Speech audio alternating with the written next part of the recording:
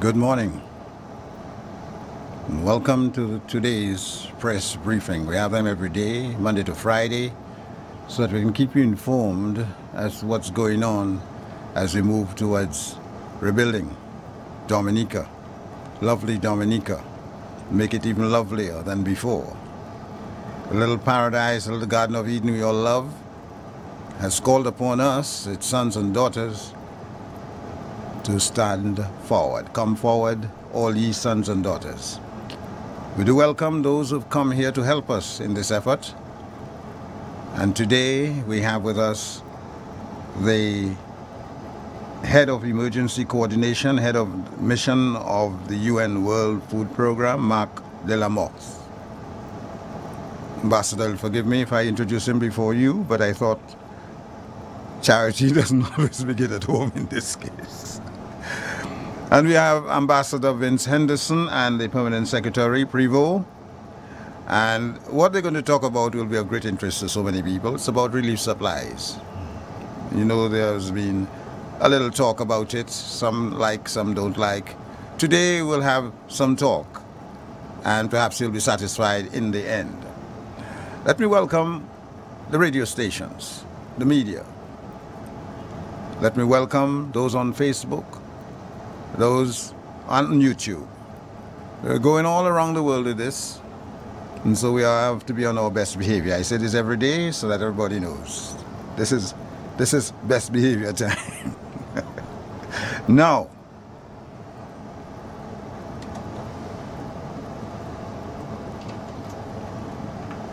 to get us moving, let us call on Ambassador Vince Henderson to address and to talk with us.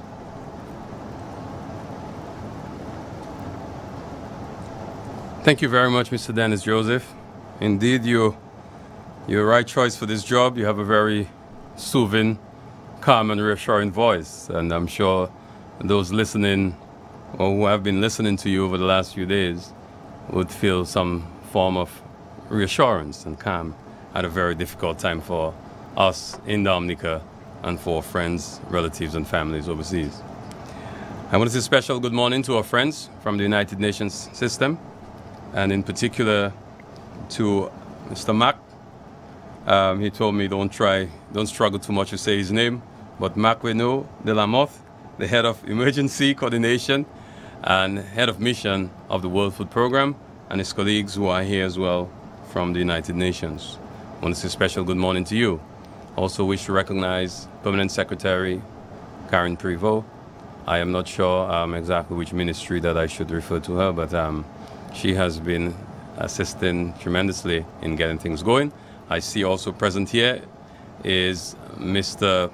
Roland Royer, Chief Technical Officer in the Ministry of Tourism and Urban Renewal, but also a dedicated member of the team who is in fact the head of logistics dealing with the receipt and distribution of cargo from the port. Of course, Ms. Fabian, who is here with us as well, who have been providing a lot of administrative support and ensuring that we can liaise with our partners. I want to recognize you. Also on the port, we have this morning Kerry Henry, who his substantive post, I understood, is a mailman. But Kerry has been excellent support to us in ensuring he provides assistance to Mr. Roland Roy as his assistant, as logistics coordinator on the port. And of course, Alison John Baptist Tamisha from Layo, who's there now as an active member of our team, and the officers from the Dominica Port Authority. I just want to say a special good morning to them. I want to thank all the many volunteers throughout Dominica. There have been several volunteers in communities throughout the length and breadth of Dominica. People who do this because they want to help. It's not a job that they've been paid to do, but they've come forward and they have given service, and we want to thank them for that. But we also want to thank those who have taken on the additional responsibilities, especially the public officers, those within the public service here, but also in local government, in the communities, the village councils. There have been some excellent village councils that have come forward, taken on the responsibility and doing a great job in ensuring transparency, accountability, and equity in the distribution of food. I know one, I will not name names, I don't want to play favorites, but I know one community in particular where the village council, they've done such an exceptional job. They know all the households, who are in these households, and they ensure that packages are organized for the elderly, the children, so they know when they have Pampers and they have baby food, it will only go to homes where there are children, for example. So there are people who have gone above and beyond the call of duty to ensure that we can provide for the most vulnerable among us and to ensure that there can be transparency, accountability, and equity in the distribution of food. Unfortunately, in some cases, it's not that good. And we're very concerned about that. We've received several reports, well, I wouldn't say several, but a few reports, rather, about sometimes things are not the best. We have sought to ensure that we provide more support to the communities by preparing a form so that people could sign up once they have received supplies, and to ensure that form is returned to us every time the community returns for supplies. We urge all the volunteers and all the workers to cooperate with us to ensure a system whereby we know for a fact that we have reached all the people throughout the island. And that is a very, very important process. So I hope that we can get more support from some of the communities where perhaps things are not been going too well. And if you need help, don't hesitate to tell us you need help. If you've volunteered to do this and you realize this is more than you can really manage, feel free. We have gotten the support from other ministries of government providing support to us for communities where we think that there is need for more support. But the other thing that I want to talk about before I turn on to the next speaker, well, it's not for me to do, but before I give way, is the few complaints that we've gotten about the Port Authority. Now, I want to make it clear up front. As a disclaimer, I do not work for the Port Authority. I am not a member of the board of the Port Authority. I am not the minister for the Port Authority. I have no responsibility for the port whatsoever. However, over the last 4 weeks, I have spent a tremendous amount of time at the port. And I have come to appreciate the realities down at the Woodbridge Bay Port in particular. First of all, it's not easy when you have a port that is designed for a certain capacity, all of a sudden to be stretched at maybe tenfold. I don't want to venture numbers, guesses, but I would think that perhaps you would have a few ships coming in a week, some of them with several containers. But to have so many ships consistently, almost every day, over a prolonged period, 4 weeks, it obviously will create some pressures on that system that was never designed for that. And we have to accept that. It's like the roads in Dominica when we had our few 4-ton trucks and pickups in the villages that would occasionally come to town. Now everybody drives. It's difficult to get into town. That's what it is. That is the best comparison I can make. So we had a port that is not designed for this thing. And all of a sudden we have a ship from the Dutch military, the naval services. We have from the UK. We had from the French. We now have one from Cuba. I mean, it is bound to create some problems. Now, on top of that, we still have regular cargo. Gifts, it's been coming every week. Tropical shipping. Now, there was also a backlog of cargo. I ship stuff from the US that I've not been able to clear. And that was long before Maria. I think it was in August. I sent that stuff and I can't get it yet because Hurricane Harvey interrupted, Irma came, and then Maria. So clearly there must be a backlog that we have to deal with in order to move quickly. So I'm not making excuses for the Port Authority. As I said, I don't speak for them, but that is just the reality of the situation. It is simply more than the capacity of that port could bear. Cranes, the limitations of cranes, forklifts. The personnel have been stretched to the max. There's some people who've not had the time to take care of their homes because they have to show up to work. And we're talking about Sunday to Sunday. Roland Royer and his team are there every day. Sundays, Saturdays, every day of the week. And so are the forklift operators. Our crane partner, we've had to really take good care of him because we realized that he was giving us I mean, so much of his time. So we have to bear in mind, I know how it is, how frustrating it is if you're expecting your generator and you need to turn on the lights and you can't get it cleared on the port. It is frustrating. It is frustrating for me that my shutters arrive in Dominica, I hope perhaps, before Erica or Maria, and I couldn't put them and I lost my sliding door and 5 windows.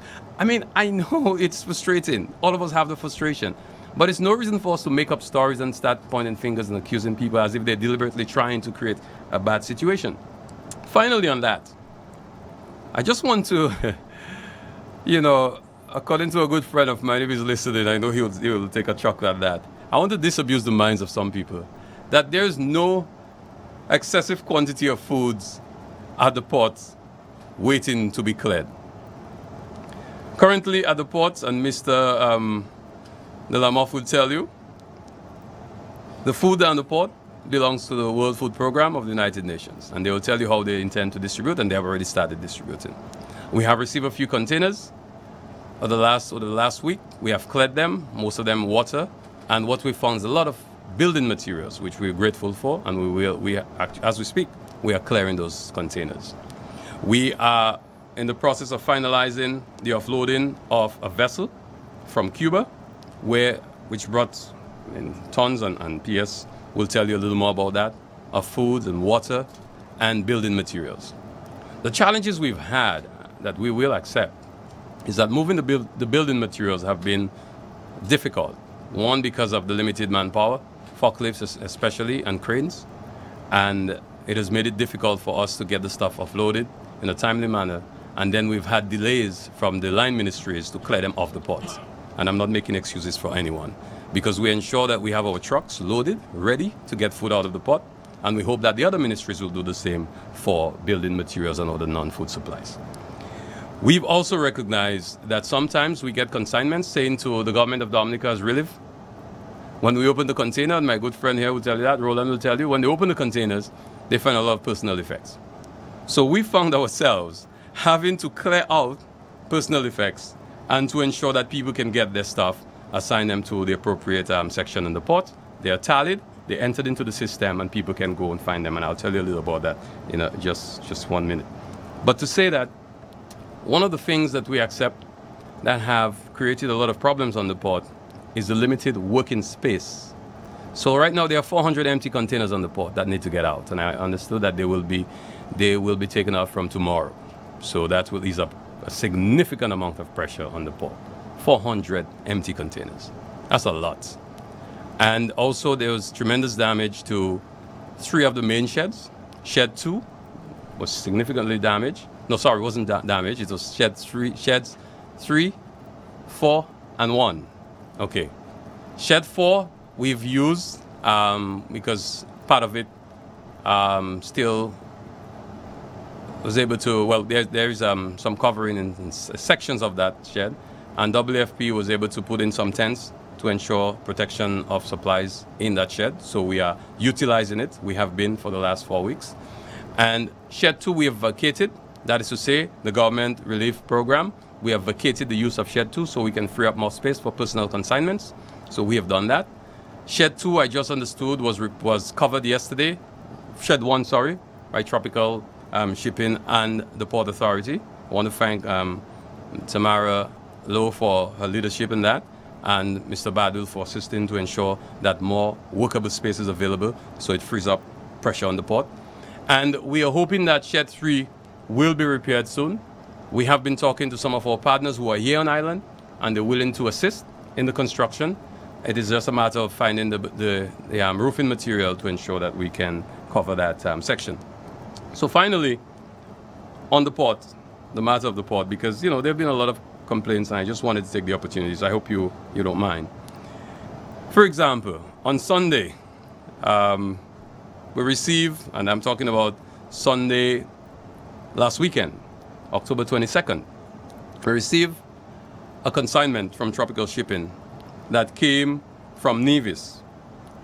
When we opened it, it said Hurricane Maria relief, Government of Dominica, so we assume it's all for us, so we could distribute throughout the country.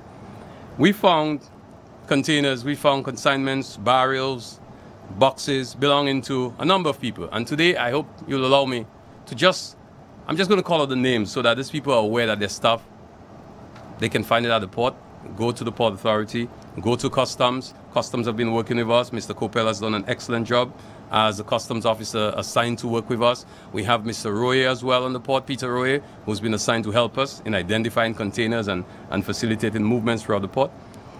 Ellsworth Edwards, Emmanuel Andrew, Ishmael Hendon, Kelly Sandy, Avril Sandy, Aidan Roberts, Joan Joseph, Sharika George, Pastor Hudson Challenger, and Pastor Hepton, I don't quite get the, Heston, sorry. We have received your packages. We realized that they did not belong to us, and as a result, we brought them into the private consignments so that the Port Authority and the Customs can deal with that. Currently, there's a vessel from St. Lucia and of course, we have a container on that vessel, and we currently are unpacking that container so that we can find out what belongs to the government of Dominica and what belongs to individuals. So rest assured that tell your friends and relatives, and those of you who are listening overseas, please feel free to send your barrels, your boxes, whatever you need to send to your families. They will get them. The government is not taking anybody's stuff. We have been able to separate what is for the government of Dominica and anything with an individual name on it. We ensure that those things are handed over to the individuals, well, to the port, sorry, so that the port can pass it through the system, register it, and people can give an account of it. I want to also say to all the shippers and all the agents that we're prepared to work with you, to cooperate with you as we've done with most of you, and especially with tropical shipping. We know that sometimes the stuff comes and it says it's for us, but sometimes it's not really for us. We've had to go back and forth, and thank you for your patience and thank you for your assistance. Let's encourage all our people who are involved in the food distribution, and as I said, the speakers will talk a little more about that, to please look out for our less fortunate, the most vulnerable among us. The government intends to provide the support up to the point where we advise by our partners, especially the United Nations, that it may no longer be sustainable to continue the delivery as we are. And therefore, at the appropriate time, as the Prime Minister has said, we will bring in non-governmental authorities, organizations, and other partners to assist in ensuring that we can meet the needs of the less fortunate and the vulnerable. I know a lot of people are concerned how long this is going to continue. We have to bear in mind that there are those among us who've lost their livelihoods. Some people are not going to be able to make a dollar for a while. And the CTO and the peers of tourism are there. You could perhaps ask them when the next cruise ship is coming. Perhaps you could ask them when we expect to see the hotels up and running. So all the taxi drivers, the tour operators, people have to look for alternative livelihoods. The farmers who will not be able to sell for the next few months. We have to ensure as a government that we provide for these people, these vulnerable people. And even those who are employed, they've lost all their appliances that insurance is not going to repay. It's not going to compensate them for. They've lost their homes. So hopefully they'll get some coverage. But there are people who are still struggling on a daily basis, and we have to ensure that as a government we can provide as much support as we can. But we understand that, of course, there are limits to which we can go. I want to thank you very much for this opportunity, and may we continue to work hard to rebuild a better, climate-resilient Dominica. Thank you.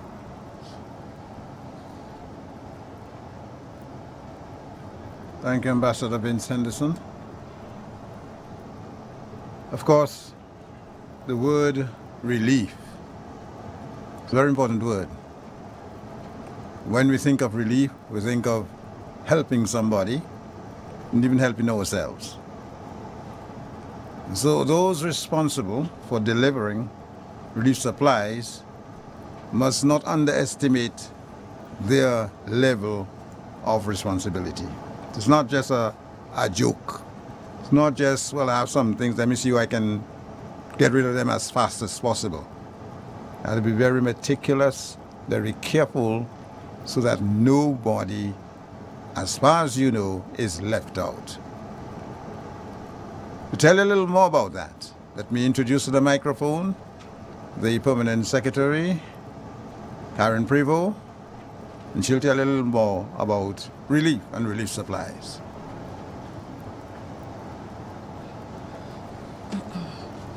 Thank you very much, Mr. Joseph. And let me recognize our friends from the World Food Program and from our partners from the United Nations and other partners who are here this morning, also our staff and volunteers from the Food and Supplies Relief Committee. Just to add to, I'll be very brief this morning, but just to add to what Ambassador Henderson has already said, in terms of containers that we've received on the port so far, we've received a number of donations, over 40 containers we have received with mixed supplies to include food, water, building material. I would like to take this opportunity to call out a few of these donors. We've had the Eastern Caribbean group of companies from St. Vincent, flour, milk, water, juice. The Prime Minister's Office, St. Lucia, or the government of St. Lucia. We've also received a few containers from Banks, Barbados, juice, drinks, malts, water. We've also received supplies from Harris Paints, Barbados, from Guyana, Carnival Cruise Lines in particular, Royal Caribbean Cruise Lines, the Manufacturers Association of Trinidad and Tobago. We've also received from the Barbados dairy industry, Pine Hill in particular. We'd really like to shout them out this morning, juice, milk.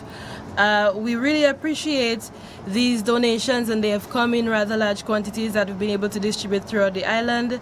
We've also received donations, as I have said last week, of food supplies from Trinidad, Barbados, Grenada, St. Lucia, the United States of America, the United Kingdom.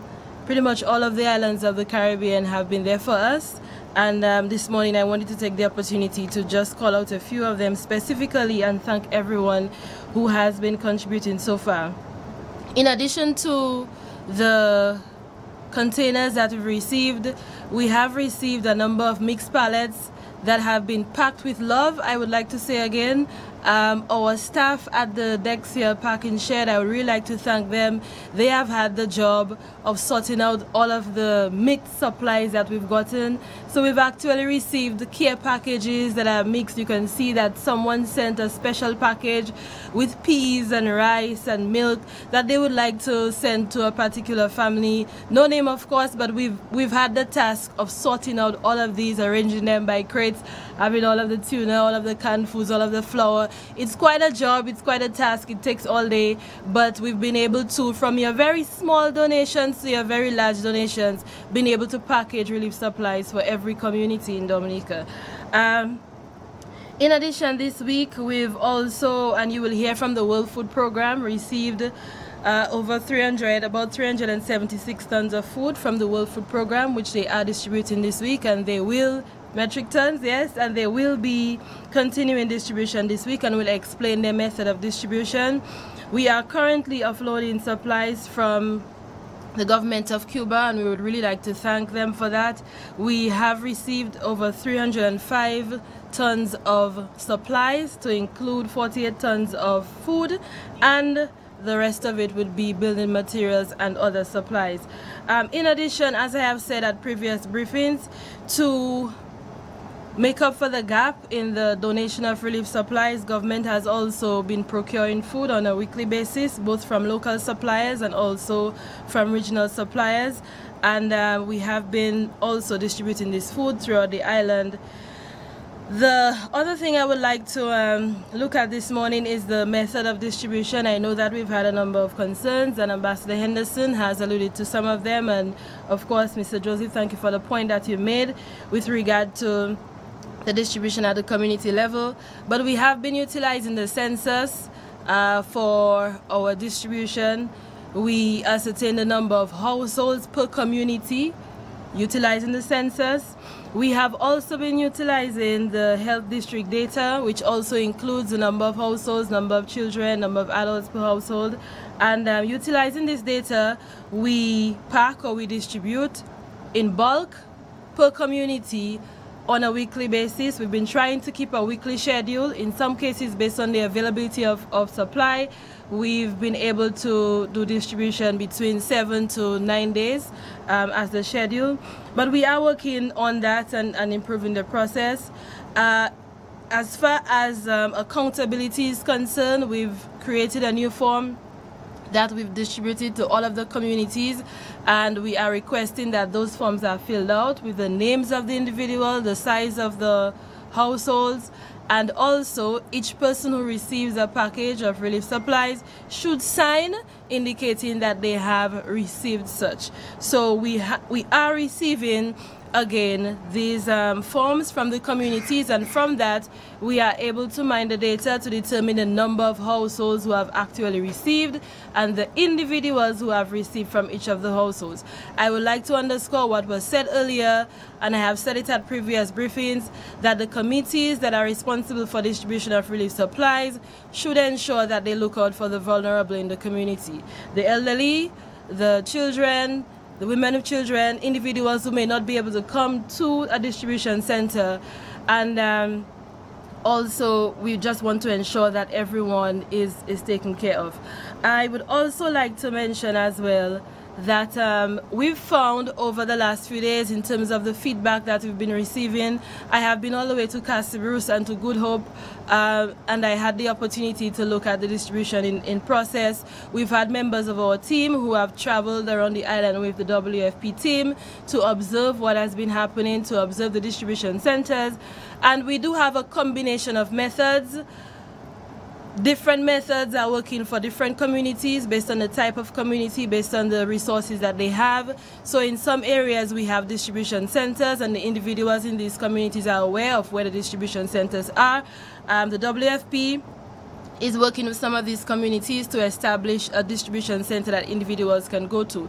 In other cases, communities have felt that it is probably more efficient to package the supplies and do house-to-house deliveries. So we've had a combination of distribution centers and house-to-house deliveries within the communities. I've been in touch personally, and as well as other members of our team, with the individuals who have been coordinating the relief supplies over the last few days, and I really like to take this opportunity to thank all of those volunteers, all of the public officers who have been assisting with the process.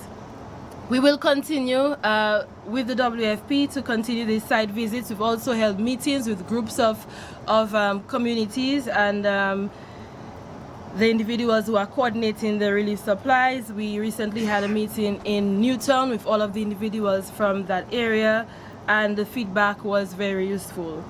We've already spoken about the port operations, but just to add that we really do not have a backlog of food items. Of course, we are also receiving other items to include building material, and that is being processed to the relevant ministry. I can say on average our turnover for receipt of supplies and distribution of supplies has been about 2 to 3 days. Our staff at the Dexia parking shed, the staff at the Dexia multipurpose park house in Portsmouth, and the other teams around the island have done a remarkable job in receiving, offloading, packing, sorting, distributing, loading on trucks, and taking to communities. I also want to take this opportunity to thank the Jamaica Defense Force, who has for the last week assisted us with the distribution of relief supplies. They have been working. We have about 8 members of the Jamaican Defense Force who have been working with us at the Dexia multipurpose packing house, and they've assisted with loading, packing, sorting, and also they've gone out to the communities to distribute supplies as well, particularly around Roseau area, Lower Goodwill, Tarish Pit, and some of these areas in the neighboring community. So I did say I wanted to be brief this morning, but I really wanted to be here to say that we have a number of volunteers, a number of individuals who are working hard to ensure that supplies are distributed to the communities. Of course, we've had the hotline, and as I said at the previous briefing, the hotline has been useful. We've been able to get feedback on a daily basis. I do have to say I have not heard from the hotline operators for a few days, although I just saw a call from one of them. But it means to us that we have been addressing some of the concerns that have been raised through the hotline, and we will continue to do so as long as we are responsible for this. Again, we would just like to ensure that at the level of the community that there is a certain level of organization. We would like to ensure that the community leaders have all of the households, the number of individuals per household, and that information will assist us in the distribution process. So again, thank you very much to our team, and thank you very much to our partners, and we wish everyone well. Thank you.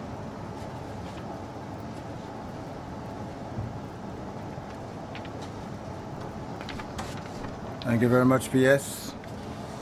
And from what you say, to feed all our 70,000 people, you need a lot more than 5 loaves and 5 fishes. You know, a lot of miracles.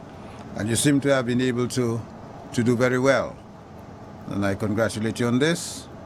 You'll always find there's somewhere not well served, and perhaps you can always look into that, because it's important. One person on the street there can song like 1,000 if they're angry, and that is what you do not want. So as much as possible, let us see how that can be reduced. Just before I bring on the main event, if you can call it that, let me just say we had this note from the Dominica, and they're happy to inform you there are 462 accounts connected on the system as of today.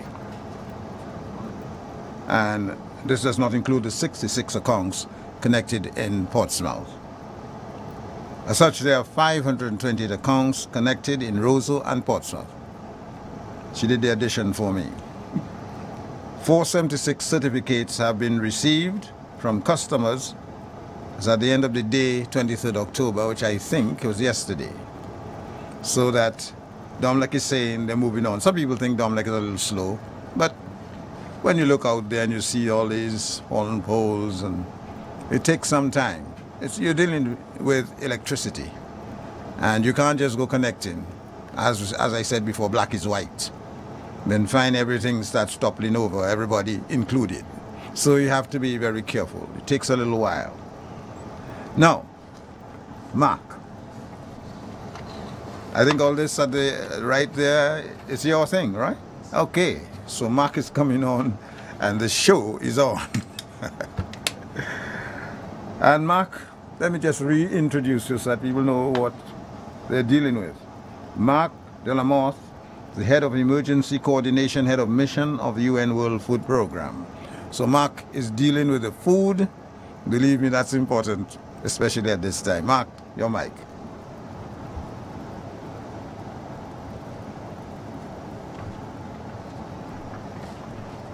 Thank you, Mr. Joseph, Permanent Secretary Karine Prevost, Ambassador Vince Henderson, and I see my colleague Marie Spack, also from the Office for the Coordination of Humanitarian Affairs from the UN. Good morning to all. Maybe a little bit of an introduction for the WFP. For those that do not know it, we are the United Nations Agency for Food Security and Food Assistance.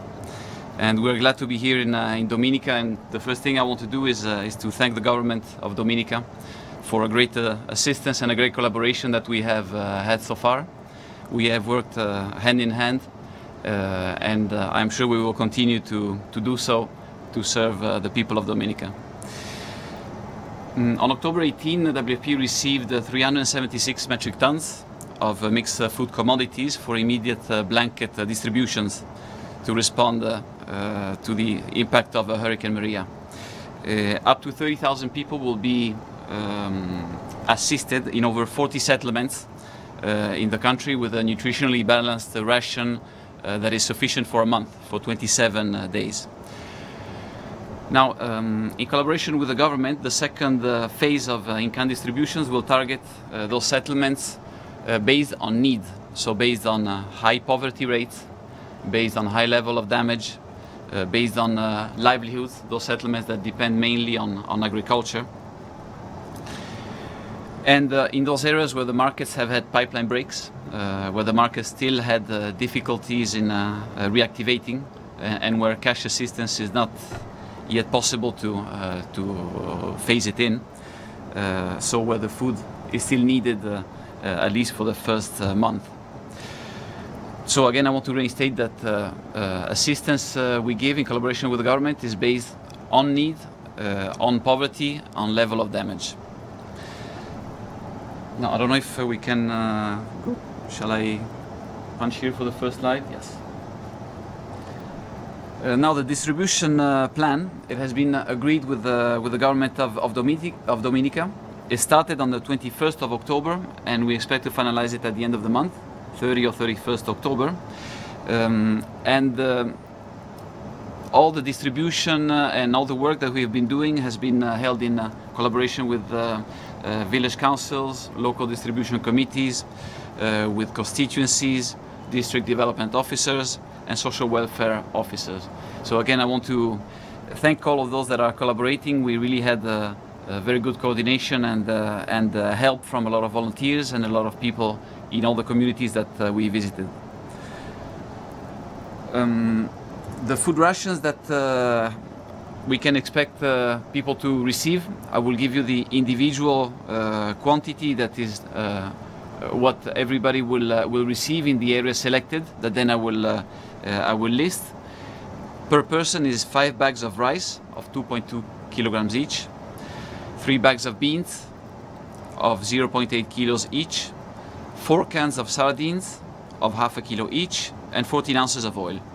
Now for a family of 5, that amounts to 25 bags of rice, 15 bags of beans, 20 little cans of sardines, and 1 gallon, 1 bottle of vegetable oil.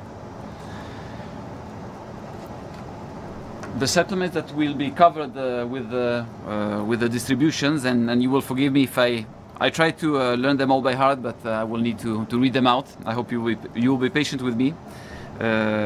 We made a map, so you can refer to the map to see how many metric tons we will be distributing per parish with the population.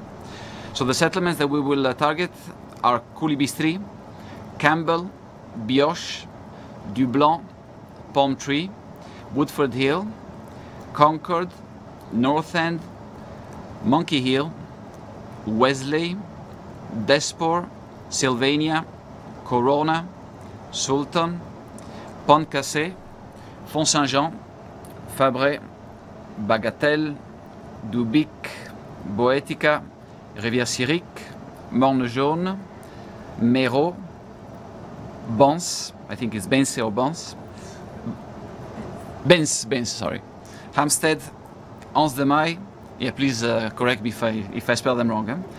Blenheim, Belle-Manière, Atkinson, Lagoon, De la Rosine, Bell Hall, Tantan, Savane-Paille, Toucary, Bells, Layou Valley area, Caribe, Petite Savane, Victoria, Tarish Pit, Yampis, Kings Hill, Trafalgar, Goodwill, Gata Village, Pottersville, Belfast, Grand Bay, Calibichy, Penville, Salibia, Foncollet, Eggleston, Wotenwaven, Girdaudel, Stock Farm, Silver Lake, and Bath Estate. So far we distributed in the settlements, and they are almost fully covered. So when we have selected together with the government and based on need the settlements, all the population is receiving and should have received in those areas. So we distributed during the weekend, so 21st, 22nd, 23rd of October and today in Woodford Hill, in Wensley, in Campbell, in Sylvania, in Dublanc, in Coulibistri, and in Beloche. A total of 6,500 people have already received food rations for over 70 metric tons of food distributed. Now, once in-kind distributions are over, we are planning together with the government to provide additional food assistance in the form of cash transfers, unconditional, that will be targeted to the most in need. We are working together on a proposal that will be soon submitted to the government. We will try to work as much as possible through the government system and possibly the public assistance program. This is all from my side. I will thank you very much again, and I really want to reiterate how great collaboration we had and how happy we are to be here, and we do our best in order to assist the people of Dominica. Thank you.